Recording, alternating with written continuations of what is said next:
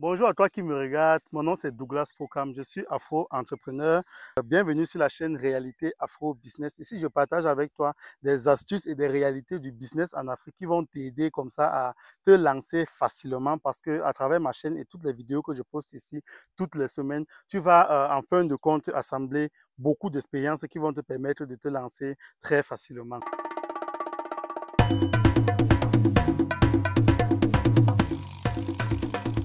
Alors, aujourd'hui, je suis au champ. Et aujourd'hui, je suis, comme toujours, hein, je suis sur le terrain.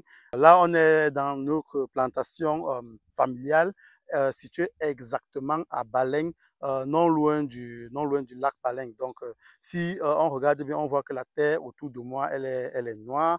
Mais de l'autre côté, lorsqu'on regarde la montagne de l'autre côté, là, on a une haute montagne, on constate que la terre, elle est rouge, comme à l'ouest normalement. Donc ici, la terre est noire parce que depuis plusieurs années, il y a plusieurs années déjà, on a eu une éruption volcanique ici. Et juste au sommet, donc juste après les limites de notre plantation familiale, on a le lac Palin. Ça, c'est formidable. C'est formidable parce que l'histoire que je vais vous raconter ici, ce que je vais vous dire ici, ça va beaucoup vous inspirer, mais je préfère préciser, il ne faut pas avoir pitié. C'est même pas avant de sortir vos mouchoirs pour commencer à pleurer parce que vous pensez que la vie est triste et tout. Non, ce n'est vraiment pas le cas. Certes, ce n'était pas très beau à vivre, certes, c'était assez difficile, mais je vais vous raconter comme ça mon expérience parce qu'on commence à devenir de plus en plus nombreux dans cette chaîne de réalité Afro Business. On devient de plus en plus nombreux. Donc, il est temps que je vous parle aussi un peu de moi et que je vous parle pas seulement du business. Il faut que vous sachiez aussi les expériences qui ont formé, les expériences qui ont fabriqué et façonné l'homme que vous voyez derrière la caméra et que vous appréciez tous les jours. Donc, mon papa a acheté cette exploitation. Nous sommes sur pratiquement 50-60 hectares. Il a acheté ça il y a de cela 35 ans aujourd'hui. Et oui, il y a de cela 35 ans aujourd'hui. Donc, avant même que moi-même je ne vienne au monde, ma grand-mère cultivait déjà ici, ma mère aussi cultivait déjà ici. Mais aujourd'hui, personne ne cultive. Je veux dire, on a donné le champ aux gens de juste cultiver parce que ma mère étant déjà assez âgée, ma grand-mère n'étant même plus malheureusement de ce monde, il n'y a plus assez de personnes, il n'y a plus la main-d'œuvre pour travailler ici. Donc, du coup, on a donné aux gens qui ont encore de la force pour pouvoir cultiver. Mais je vais vous raconter un peu comment ça se passait à notre temps, au temps où nous on venait ici. Il se dit que je suis venu ici la première fois, j'avais 4 mois. Oui, j'avais 4 mois, donc j'étais encore un tout petit bébé. On m'attachait soit sur un bananier, ça c'est vraiment pas la blague. On m'attachait sur un bananier, ou alors on me laissait dans notre maison de campement que je vais vous montrer, que je m'en vais comme ça vous montrer. Donc quand on arrivait avec le temps aussi, quand j'ai commencé, je ne peux pas vous dire exactement la première fois que j'étais ici, parce que je suis venu depuis l'âge de 4 mois, donc on venait ici régulièrement, donc on venait pratiquement 4 fois par an pour les 4 saisons de l'agriculture qu'on a en Afrique. Dans les 4 principales saisons, on venait 4 fois par an. Et pour des petites tâches comme ça, pour des petites tâches qui ne nécessitaient pas beaucoup de main-d'œuvre, soit ma maman venait seule, soit on le faisait cultiver par quelqu'un.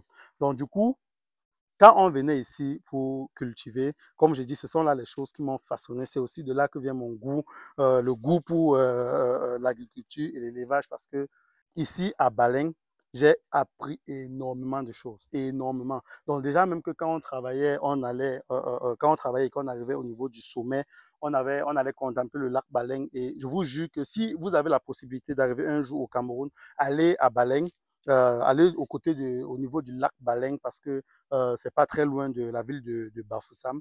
Et quand on est là, on sent quelque chose. Ça, ce n'est pas, je vous dis pas, je vous parle pas juste pour parler. Quand on est à ce niveau, on sent quelque chose. On sent une présence, on sent une certaine puissance. Donc, même aujourd'hui, j'y étais, je me suis encore assis là longuement, peut-être pendant pratiquement 30 minutes. Et j'ai encore ressenti ce que je ressentais quand j'étais petit. Donc, du coup, quand tu te places là et que tu veux réfléchir, tu réfléchis simplement en fait. Donc, il n'y a pas de, je n'arrive pas à réfléchir, je n'arrive pas à aller au bout de mes idées. Je vous jure, c'est magnifique. Le feu professeur Kalala Omotunde expliquait récemment, juste avant sa mort, il a fait une conférence dans notre ville, à Nuremberg, en Allemagne. Il nous a expliqué que quand on dit retour au pays, il ne faut pas penser juste qu'on rentre en Côte d'Ivoire ou on rentre au Congo. Quand on dit retour au pays, il faut chercher où est-ce qu'on doit rentrer. Il faut chercher les endroits qui vont nous permettre de synchroniser toutes les connaissances qu'on a pu assembler quand on était au Cameroun et quand on était en Europe. Et l'un des principaux endroits que lui, il conseillait, lui ayant fait un tour au Cameroun, c'était le Mont Cameroun. Il disait que lorsque tu te places au-dessus du Mont Cameroun, lorsque tu te places au sommet, tu es soumis à une certaine puissance, tu es soumis à des avantages naturels qui te permettent de vraiment réfléchir naturellement. Et c'est aussi un peu ce qui s'est passé ici. Nous, on travaillait, on cultivait, je ne vais pas dire qu'on cultivait 60 hectares, non, 60 hectares, ça appartient à la famille. Donc, du coup, moi et ma mère, ma famille, en fait, nous, on cultivait, on était pratiquement sur 3 hectares, un truc du genre. Dans les 3 hectares, on le faisait pratiquement au nombre de 5 ou au nombre de 6. Donc, ça fait beaucoup de travail. On le faisait avec la roue, la machette. Voilà, on utilisait des éléments assez archaïques. On n'avait pas de machine, on n'avait aucune possibilité de nous faciliter la tâche. Là, il y a une guêpe qui s'approche de moi, là. Je crois que je bloquais l'entrée. Je crois que je lui bloquais l'entrée pour entrer chez elle. Donc, du coup, c'était assez difficile. Comme je disais, là, je suis arrivé au niveau du campement. Je vais vous montrer le campement. C'est vrai que à l'époque, il n'y avait pas tous ces trous sur la toiture. Donc, on pouvait clairement dormir sans recevoir la pluie au-dessus de nous. Il y a de cela 2 ans ou 3 ans, on a reçu une forte pluie ici. Une pluie qui est venue avec des glaçons de pratiquement 5 centimètres. Donc, ce sont ces glaçons-là qui ont percé toute la toiture. Le résultat, c'est que on ne peut plus dormir ici en saison de pluie. Donc là, quand nous on arrivait ici, on mettait toujours un petit feu là le soir, on chauffait la nourriture, on mangeait. Si c'était la période pour récolter le maïs, on brûlait le maïs et on mangeait. Et on se couchait à même le sol. On mettait des bâches dans des sacs qu'on avait coupés, cousus, pour faire une grande bâche qu'on mettait au sol. Et c'est pas triste, je me rappelle toujours. Donc, je vous parle juste de mon expérience et voilà, de comment j'ai vécu tout ça. Donc, on entrait dans le sac, on prenait 2 sacs, on entrait dans le sac qui s'arrêtait peut-être à 6 niveaux et l'autre sac maintenant, un deuxième sac, on le mettait pour couvrir pratiquement toute notre tête. Donc, on dormait ici, on pouvait rester ici pendant pratiquement une semaine. Il est même déjà arrivé qu'on passe les fêtes de Noël ici et les fêtes de Nouvel An. Ça, ce sont juste des souvenirs comme ça qui, aujourd'hui, quand on en pense, ça nous donne seulement, voilà, ça nous donne seulement la force de travailler encore et encore et encore. Donc, qu'est-ce que ceci doit t'inspirer? Ceci doit t'inspirer le fait que quand tu travailles, quand tu vis une situation difficile, pour moi, il n'y a pas de situation difficile dans le travail. Peu importe ce qu'on est en train de faire, peu importe ce qu'on vit, tant qu'on le vit dans le travail, ce n'est pas une mauvaise situation. C'est pas quelque chose qu'on devrait dire plus jamais je ne remettrai mes pieds là-bas ou alors plus jamais je ne voudrais revivre ce genre de situation. Il faut savoir, il faut apprendre à comprendre la vie. Pour moi, c'est que quelque part, je me suis toujours nourri de ça. Juste un petit exemple, quand j'arrive en Allemagne et que je dois commencer les études, avant de commencer les études, il faut que je travaille pour avoir de l'argent. Donc, du coup, quand on te dit que tu dois travailler 2 mois en ce qu'on appelle en allemand Nachtschicht. Ça veut dire que pendant 2 mois, tu ne dois travailler que la nuit. Donc, imaginez 2 mois, tu dors seulement en journée. Donc, ce sont des situations comme ça. Quand je vis ça, on me dit que tu dois travailler que les nuits, pendant que d'autres se plaignent, pendant que d'autres commencent une semaine et arrêtent, je me dis, ce qui est sûr, c'est que je m'en vais travailler et on va me payer. Et ça ne dépasse en rien. L'effort que j'ai à fournir là-bas ne dépasse en rien l'effort que j'ai fourni ici à Balenk. Donc, du coup, euh, voilà, ce sont des situations comme ça qui m'ont forgé et raison pour laquelle je te dis que si toi aussi tu vis des situations qu'on peut appeler difficiles ou compliquées, tant que ces situations se passent dans le travail, tant que tu es en train de chercher quelque chose, tu n'as absolument pas à te plaindre parce que notre maman a fait ça pour nous nourrir, elle n'avait absolument pas le choix. Excusez mon habit qui est sale, on vient de récolter le manioc, on a récolté le manioc, après on a monté on a monté toute cette montagne. On est monté toute cette montagne pour aller voir le lac Baleng et directement au-dessus de cette montagne. Donc directement après, on peut voir voilà, le lac Baleng grand, vaste, très très calme, avec des vagues au-dessus. Comme j'ai dit, cet endroit dégage quelque chose de tellement puissant. Donc du coup, ça c'est la morale vraiment à retenir dans l'histoire. Peu importe ce que tu traverses, peu importe ce qui t'arrive, tant que tu le fais dans le travail, voilà, dis-toi que ce sont des expériences qui vont t'aider, dis-toi que ce sont des expériences qui vont te forger. Et si tu veux réussir dans l'entrepreneuriat, surtout en Afrique, si tu veux réussir dans le business, il faudrait que tu sois quelqu'un qui ne se plaigne pas.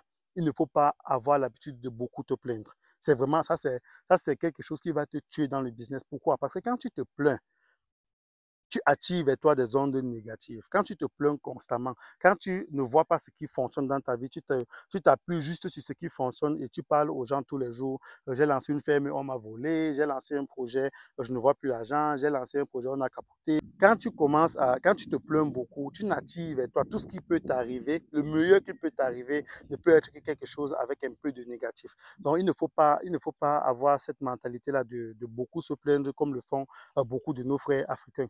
Faut pas se plaindre, faut regarder ce qui se passe plutôt de bien dans notre vie. Faut rester focalisé là-dessus. Et ce qui ne se passe pas bien, on va se dire, comme Nelson Mandela disait, on n'échoue pas, on apprend. Donc, du coup, nous, on n'a pas pris, notre maman ne nous a jamais inculqué ça comme de l'échec.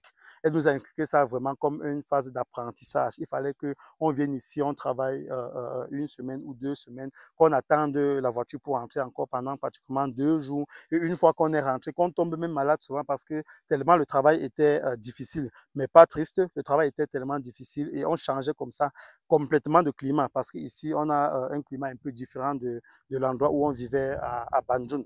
Donc, du coup, le meilleur reste à venir. Qu'est-ce que je suis revenu faire ici? Qu'est-ce que je suis venu chercher ici? Ce que je suis venu chercher ici, ce que je suis revenu faire dans un premier temps, c'est de me remémoriser tout ce que j'ai vécu ici parce que c'est souvent très, très important de se souvenir de, pas seulement penser et se rappeler de d'où on vient, mais vraiment de se souvenir de d'où on vient, vraiment faire les pas, aller vraiment sur l'endroit où on vient parce que tous ces souvenirs que ça dégage, c'est un peu comme de la nourriture. Quand tu as faim, il faut que tu manges un peu. Et voilà, donc tout ça, ça va t'aider, voilà, comme ça, à réussir dans ton business. Ça va t'aider à être plus courageux. Ça va t'aider à ne pas simplifier le peu que tu as déjà.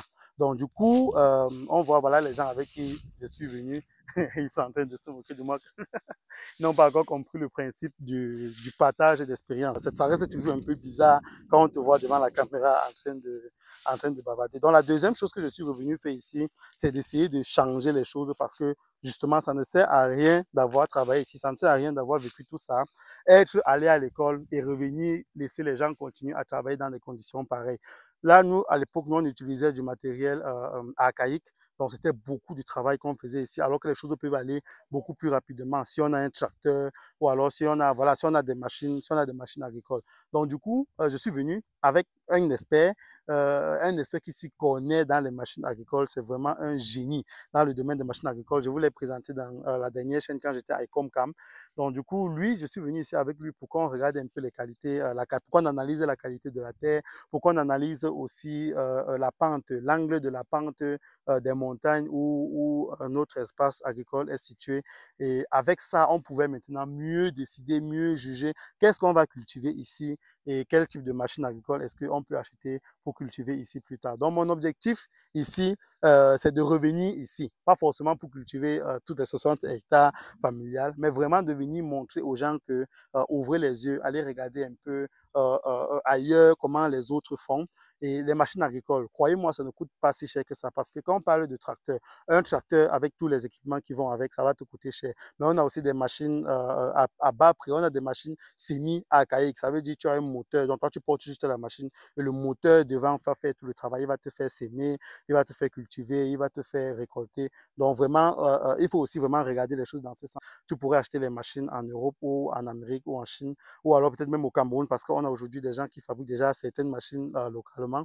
Donc tu pourrais acheter ces machines que tu pourrais venir dans des endroits comme ça pour les louer. Et crois-moi, tu ne vas pas manquer de clients parce qu'ici, on travaille tous les jours. Donc, c'est un peu ce que je voulais partager avec toi dans cette vidéo. C'est un peu mon expérience que je voulais partager avec toi dans la vidéo. Comme je dis, nous sommes une communauté de plus en plus nombreuse et il est aussi important que dans les vidéos que je tourne, que j'intègre un peu mon expérience.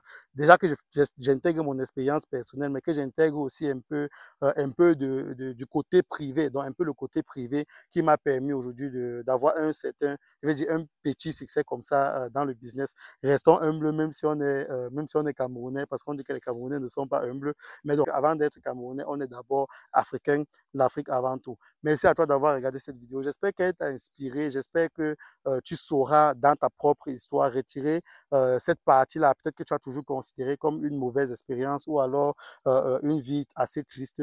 Mais j'espère que tu sauras cibler, retrouver cette partie de ta vie que tu pourras transformer en essence pour le moteur qui est ton cerveau. Ciao!